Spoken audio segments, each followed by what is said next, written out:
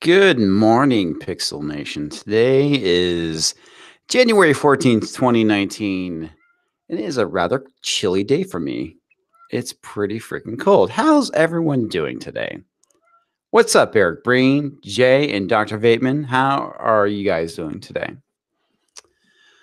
Well, so yes, finally I'm able to go and do the Generation Snowflake stream. Sorry, I accidentally set up for Saturday. That was a complete accident. It was supposed to be for Sunday, and I ended up bailing yesterday because a variety of reasons. I was pretty damn exhausted by the time I would say like 10 o'clock rolled around, and um, my stomach was also bothering me too. So yeah, great fun. But here we are today, and we're talking about it. And in case you haven't heard, there was an article going around by the Daily Star that talked about Dwayne "The Rock" Johnson calling millennials Generation Snowflake. And guess what, everyone? It turned out to be fake news. So here we have this article by the Mary C that talks about it. And there's a few things I want to discuss with you guys about the whole thing with Generation Snowflake and the comments by Princess Weeks here. Let me get Tabitha out of the way so I can actually see my screen. Hello, Tabitha. I'm not going to skim through a lot of it here, other than the fact that The Rock had issued a statement about the comments. Yeah, that's right. There's a number of people that covered it. Weaponizer Rage talked about it. Tim Pool, I saw his video about it, and then his correction video. Yes, lots of swearing.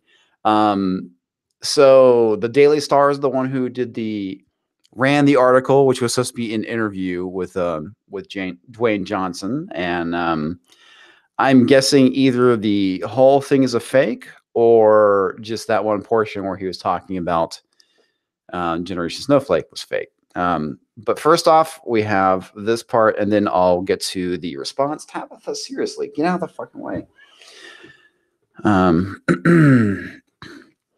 If you're not agreeing with them, they are offended, and which is, I think, the funny thing is what is actually being presented here is not all that outrageous. It's pretty spot on. So whoever fabricated this, I kind of can't disagree with it, even though it's fake news.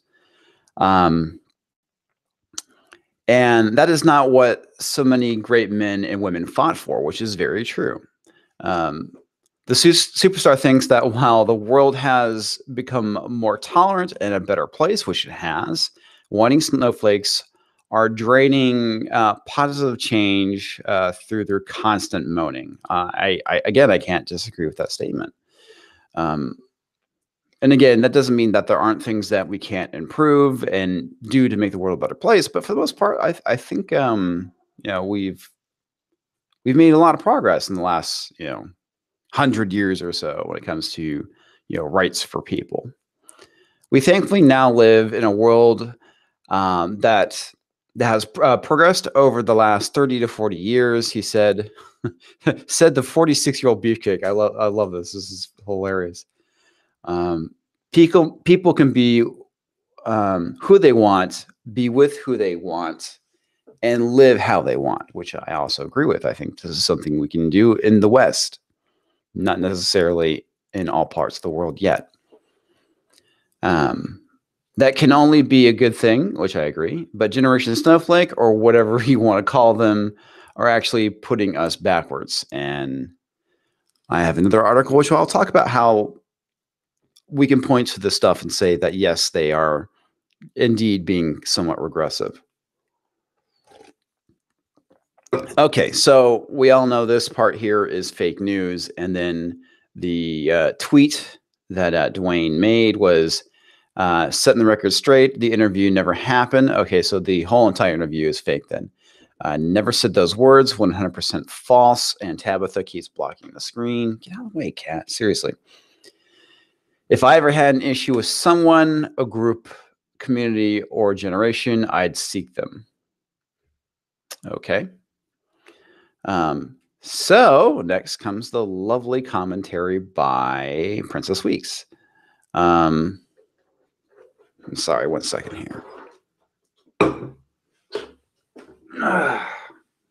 bloody cat. Okay. So I'm not going to read the whole article here. I want to hit some of the key highlights, specifically with where she starts talking about where the previous generation or the previous generation always thinks that the current generation is soft. And that's the kind of the main topic I want to talk about here. Every generation older thinks the generation that came after them is too soft. And I actually completely agree with that. And if you kind of look at the history of humanity, we've become further and further removed from nature because of certain things, technology, cities. I mean, specifically within the last 200 years, there has been just a huge revolution in technology. We went from having muskets to the AR-15. I mean, and that's just an example of guns. I mean, even look at construction. Everything in our lives has progressed a lot technology-wise, and that does make us further removed from nature. And the reason why I say that I think that every generation, I guess, after has become softer is because if we were just to go out in the woods with a hunting knife, could you actually survive? If you were in a situation where there is a catastrophe and we have no power, could you grow your own food? Could you do the things that you need to do to survive? And I think that with each generation that has come after, we've become less and less in touch with the land around us. We've become so reliant on technology that if we lose that technology, we're just going to go and fucking die. So that's my opinion. That's the reason why I believe that each generation has become more and more soft. The lost generation, scared by the carnage left by World War I, grew up wealthy but emotionally toxic. I'm not exactly sure what the emotionally toxic environment is. So, okay, whatever. I don't know. Which was followed by the Greatest Generation, which had to deal with the Great Depression, technology quickly changing, World War II, the Silent Generation, which is what my mother is from, who were overshadowed by their predecessors and eaten up by the baby boomer children, who were rebel, and talking about the baby boomers, the rebels of their day, and now the conservatives to millennials. I guess. Yeah, I mean that's kind of weird if you really think about it. I mean, if you look at the baby boomers and how liberal they were, I mean, Hillary Clinton was a hippie. A lot of you had a lot of hippies going around, and now they're being viewed by millennials as being conservatives. That's pretty freaking scary if you think about it. Then comes Generation X, the time of my older sister and Dwayne "The Rock" Johnson, myself, and then me, the dirty millennial, who apparently one day will look at my niece's generation as the coming event of days, and you probably will. And the main thing too, I do want to point out is I don't like gross generalizations, and not all millennials are snowflakes. It's just kind of a really good term to use as a catch-all for people who hold these kind of regressive ideologies, who are easily offended. The people would complain about. I don't think I don't think the millennial generation is a complete or all bunch of wonders. I've had the pleasure of working with a lot of millennials throughout my career, and most of them are just like normal people. They're just like everybody else. Again, some of them think a little bit differently. Some of them are a little bit more politically active, but not all of them, I would say, are snowflakes. There's snowflakes in every generation. It just seems to be a lot more apparent with the millennial generation. I'm going to skip this right here. It's kind of pointless. Let's see. 9/11 collectively, and she's talking about the whole thing with the bullshit that the millennials have had to deal with, collectively dealing with the traumatized country because of 9/11. But someone who was 9 at the time, I can barely remember time before that. The 90s brought us Ruby Ridge, Waco, Oklahoma City bombing, a jump in domestic terror. And the thing is, again, only highlighting just a small portion of what happened in the 90s. A lot of things happened in the 90s, some good, some bad. And obviously, even though she kind of lumps in the whole Ruby Ridge with domestic terrorism, that is actually pretty inaccurate. Ruby Ridge had nothing to do with domestic terrorism, and whether you agreed or not with what happened with Ruby Ridge, for those of you from not from the U.S. or just simply just didn't pay attention to what was going on, Ruby Ridge, there was a group of white supremacists, white separatists, I think is what they were called then. And the government came in and had a shootout with them. I don't remember why the government showed up there. They really weren't hurting anyone. It wasn't like domestic terrorism or anything that I recall. And then they basically murdered the dude's family. It was pretty messed up. And then the same thing kind of happened with Waco, where you had the shootout between the ATF, the FBI, and the Branch Davidians. And that whole thing was a complete nasty mess too. The only thing I could really cite as domestic terrorism in the list that she has here is the Oklahoma City bombing. So I'm not sure what the other two had to do with it, but okay. Also, there was a lot of really cool things that happened in the 90s. All right, moving right along here. If you look up domestic terrorism, the United States has the longest list of entries. We had to deal with the effects of the wars in the Middle East, and the economy an economy that has made it so that my generation will under earn. And okay, I disagree with that. My response to you, Princess Weeks, would be to find a better job other than writing for the Mary Sue. Because if you think that you're not being paid enough, I would say that find a better job, learn a skill that will provide you the means to survive a lot better.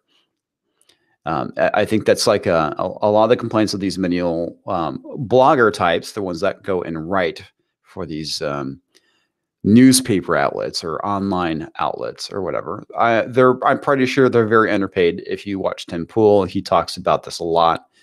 And well, there you go. The other thing too that happens is that millennials tend to have a lot of debt because of college. And every time I talk to someone about college, I always say, you're better off going to a trade school and getting a career that way than walking away with a shitload of debt and only making $30,000 a year. Okay, let me jump to the comments. I see you guys are actually commenting a lot of stuff here. Sorry, no dancers. Okay, Marania. Hey, Jay, how you doing? Okay, hugs. Let's see. Iron Man will save us all. Okay, Dr. Bateman. Free cookies. No, Jay, no free cookies for you and only you. And I did see your comments about how I give you shit in Discord, where he admits that he can't troll me. Let's see. Eric Breen, has anyone noticed that once again our host is ignoring us? Oh, Eric, dear sweet Eric. Hey, speaking of Eric, have you had an opportunity to get the microphone stuff working so we can do a stream together? Rania says, better things, surprising awake, and there's a comics division live stream too. Yes, Rania, if you haven't noticed, I've been doing a morning stream before I get to work. This way I can actually go and produce daily content. And 40-ounce ice cold gender fluid. God, still, man, that is such an epic name. I think Girl Scouts. Let's see. I like the Girl Scouts ones that have chocolate and coconut cookies. Okay, cool. Mary Sue is like SNL. No one finds them funny. Oh, I completely agree with you. Completely agree with you. Okay, more comments about Girl Scout cookies, Samoas. I don't like the Samoas, but I do like their chocolate and coconut ones. Those are really good, along with their the Lemonos, and all that stuff's kind of regional too. So it's really weird. Sometimes you can't get certain cookies in certain regions, and occasionally I have to order some from Houston because that's where they have the Lemono. I don't think they're called Lemonos. That's something else. Anyway. Okay. So many comments about if you want a better job, then you should probably get the skills to go and get that job. It's kind of funny because you see these individuals that took gender studies and complaining about how they can't get jobs, and it's because, well, you got a major in gender studies. Then blah, blah, blah, and something about Trump wanting to roll back the civil rights progress. And she has a link to this article, or actually it's a website, excuse me, called civilrights.org. And I don't know, I didn't read the stuff there. I can't validate it. I'll have to check it out some point in time. But it lists a bunch of stuff that Trump has done. And the things that I would really kind of stand out to me is, if they're trying to roll back like gay marriage and, women being on the vote, I would definitely, say that is, that would be, I think, a little bit more important than what they're kind of listing there. I don't know. Like I said, I'll cover this some other time. Good afternoon, Pope Size. How's it going? Dr. Bateman says, Angliton is losing subscribers and they flock to Comics Division's morning live stream. I don't know about that, Dr. Bateman. I only have 9 people watching right now. But it is kind of bitch ass early in the morning. Let's see. Yet it is up to us, the people who they call out jokes that are homophobic, transphobic, racist, sexist, that are ruining things. It's so disingenuous. Now, I would like to point out that jokes are just fucking jokes. That the reason why we make fun of you, and the fact, I would say that statement is actually pretty damn disingenuous. Comedy exists for a reason, and it's okay if we make fun of each other in good taste. And that's the thing that I find kind of silly, going back to the whole thing with Kevin Hart. The dude already apologized for it. And it's like, how many times does he have to apologize for the same thing? And the other thing too, that I think these types don't understand is not everybody is going to like you. It doesn't matter. People are simply just going to not like you for whatever reason. It could be because of the type of shoes you wear. It could be because of the way you part your hair. Excuse me, folks. Phlegm, the bane of my existence. Let me take another sip of coffee. People are simply going to not like you for really arbitrary reasons. Like I said, the type of shoes you have, the way you part your hair, the color of your hair, the style of your clothes, the way you look, the fact that you're gay, trans, conservative, liberal, leftist, whatever. People, or just because of your personality, people are not going to like you. People are allowed to not like you. People are allowed to hate other people. It's legal to hate things. And that's what people like Princess Weeks don't understand. It's really ridiculous. We're not all going to get along. We're not going to get rid of racism and sexism 100%. It's always going to exist. It doesn't mean making sure that it doesn't exist institutionally, I do think is pretty important, but people are allowed to have their own fucking opinions on stuff. Make me mod, bruh. Why, Jay? Why do you need to be a mod? I'll think about it. We'll talk, buddy. We'll talk. Or we riot. Well, now I'm definitely not going to do it. Okay. It's not a division live stream without Tabitha. Yes, Marania, you are absolutely correct. And so I'm going to skip the part where she talks about Brett Ratner and I guess using the F word on set and Eddie Murphy not being too keen on it, which I find pretty funny. Is if you ever seen Eddie Murphy's comedy from the 80s, yeah, I'm pretty sure he throws that word around a lot. I'm not going to say it just out of, well, I don't want to get flagged or some shit like that because, people take things out of context because they don't like what you say. And she kind of goes on and talks about if Twitter existed in the era of Martin Luther King, people would have called him an SJW, communist, slammed for being a snowflake, and combative, and told him to get over slavery because it happened over a whole generation ago, and lynchings weren't as bad as they used to be. Yeah, I think it's interesting that they try and draw comparisons between what was happening today versus what was happening in the 60s, where the 60s you had, people legitimately fighting for their rights. You know, if you were black in the 60s, you were still not equal, and you had all these things with segregation, which were horrible. And we don't have segregation now. Well, not institutionalized like it was then by the government. You have people doing it themselves, which is the thing that's kind of really bizarro about it. And it looks like I'm probably not going to have time to talk about the next article. I'll probably do a stream about tonight then. But you have these kids on colleges where, yes, colleges are more diverse, but they're more divided because you have these kids that are, segregating themselves off from other people. And that's the thing I find really, really crazy. Kwanzaa would call Martin Luther King and Uncle Tom. Yeah, and that's the other thing too. It's pretty funny because if you actually read the comments on this one, it's pretty nutso. Because there was a dude that kind of brought up the whole thing with Martin Luther King would be looked at as being problematic, sexist, anti-gay, and all this stuff because of his beliefs of this time period. And somebody was like, "Don't you put those words in Dr. King's mouth?" It's like, well, it's true. This is what you people would view him as. So anyway, and again, Princess Weeks is being a tad bit hyperbolic here. And what they were fighting was for jobs and freedom, which is true. That is what they're fighting for. They're fighting for jobs and freedom, which is completely different today. It's not like millennials can't get jobs. It's not like millennials don't have these freedoms that were fought for in the 60s. You're looking at things, you're finding offense in Kevin Hart's jokes, and therefore wanting him to constantly apologize and ruin his career. That is the difference. That is the difference.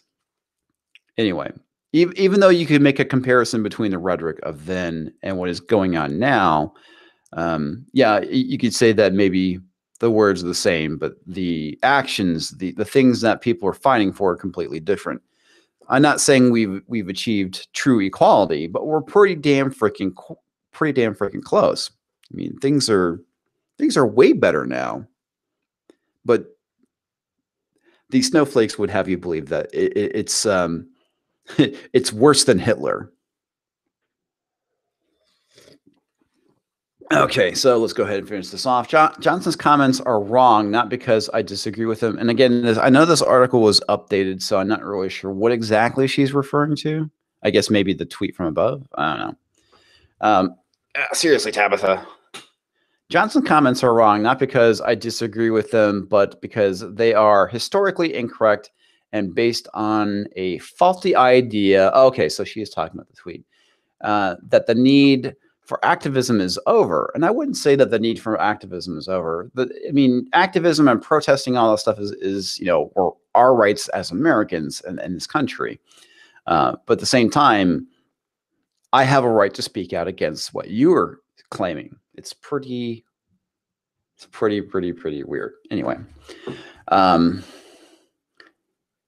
And that this collective generation, excuse me, I'm sorry, the cat keeps jumping. I'm getting in the way. Where was I? And this collective generational need for change is new. Okay.